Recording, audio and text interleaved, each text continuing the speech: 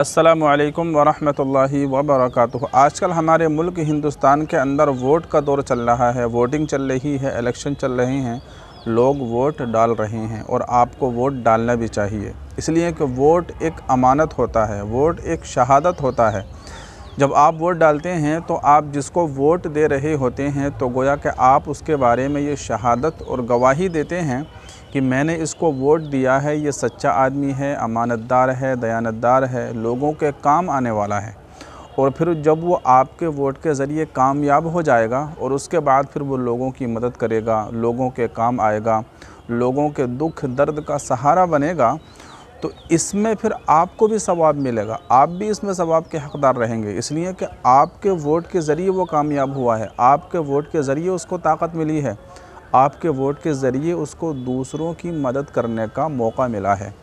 तो इसलिए सही तरीक़े से देखकर और समझकर वोट दीजिए किसी ऐसे आदमी को कि जो लोगों की मदद करने वाला हो, लोगों के गम और उनके दुख दर्द को समझने वाला हो। और अगर आपने किसी ऐसे आदमी को वोट दे दिया कि जो गलत है, अमानतदार नहीं है, लोगों के साथ नाइंसाफ़ी करता है, लोगों के काम नहीं आता, और फिर आपके वोट के ज़रिए अगर वो कामयाब हो जाता है, फिर उसके बाद वो लोगों के साथ गलत रवैये के साथ पेश आता है, लोगों के साथ नाइंसाफ़ी करता है, लोगों का जो हक़ है वो उनको नहीं देता, तो फिर इसके अंदर आप भी गुनाह में शरीक होंगे, इसलिए कि आपके वोट के ज़रिए वो कामयाब हुआ है। तो बहरहाल वोट दीजिएगा, ज़रूर दीजिएगा और बहुत ही सोच समझकर वोट दीजिएगा।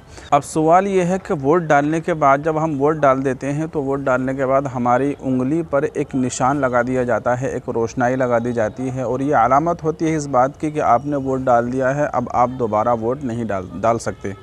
तो सवाल यह है कि इस रोशनाई के साथ, इस सियाही के साथ कि हमारा वज़ू और हमारी नमाज़ हो जाएगी, हमको उसको बिल्कुल मुकम्मल साफ़ तो नहीं करना पड़ेगा। तो जवाब यह है कि आपकी नमाज़ बिल्कुल हो जाएगी, इसको बिल्कुल मुकम्मल तरीक़े से साफ़ करने की कोई भी ज़रूरत नहीं है।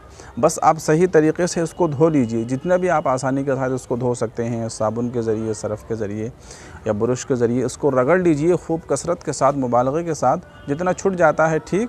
फिर उसके बाद में आप वज़ू कीजिए, नमाज़ पढ़िए। फिर जैसे ही आप अगला वज़ू करें तो इसको खूब छुटाने की कोशिश कीजिए। ऐसा नहीं है कि बस आपने वैसे ही वज़ू कर लिया, जहाँ तक हो सके थोड़ा सा 2-4 मरतबा इसको रगड़ लीजिए और हर नमाज में आप ऐसे कीजिए, जल्द से जल्द इसको छुटाने की कोशिश कीजिए। बहरहाल अगर ना भी छूटे तब भी इसके साथ आपकी नमाज़ हो जाती है, नमाज़ के अंदर आपकी कोई कमी नहीं आएगी।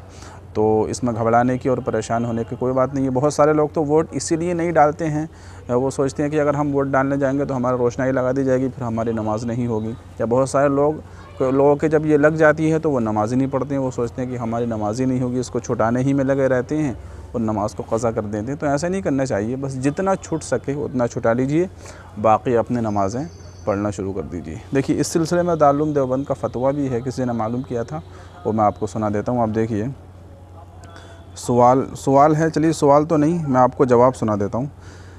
जवाब ये है, देखिए, इलेक्शन के मौके पर बाईं हाथ की अंगुश्ते सब्बाबा पर वोट देने की अलामत व निशानी के तौर पर जो रोशनाई लगाई जाती है उससे सिर्फ रंग चढ़ता है, परत नहीं जमती। अलबत्ता इस रोशनाई में केमिकल की आमेज़िश की वजह से खाल का ऊपरी हिस्सा मुतासर हो जाता है और बाज़ मरतबा जब वो रोशनाई ख़त्म होती है तो खाल का ऊपरी हिस्सा लेकर ख़त्म होती है। पर जब ये महज़ रंग है, इसके साथ कोई परत नहीं जमती, तो इसके साथ वज़ू और गुस्ल भी दुरुस्त होता है और नमाज भी हो जाती है। और किसी की ये रोशनाई वज़ू या गुस्ल के बाद ज़ाइल हुई तो उसे न वज़ू या गुस्ल लौटाने की ज़रूरत नहीं है और न रोशनाई का हिस्सा दोबारा धोने की ज़रूरत है। ठीक है, तो बहरहाल आपका वज़ू हो जाएगा, आपका गुस्ल भी हो जाएगा और इसमें कोई घबराने की, परेशान होने की बात नहीं है।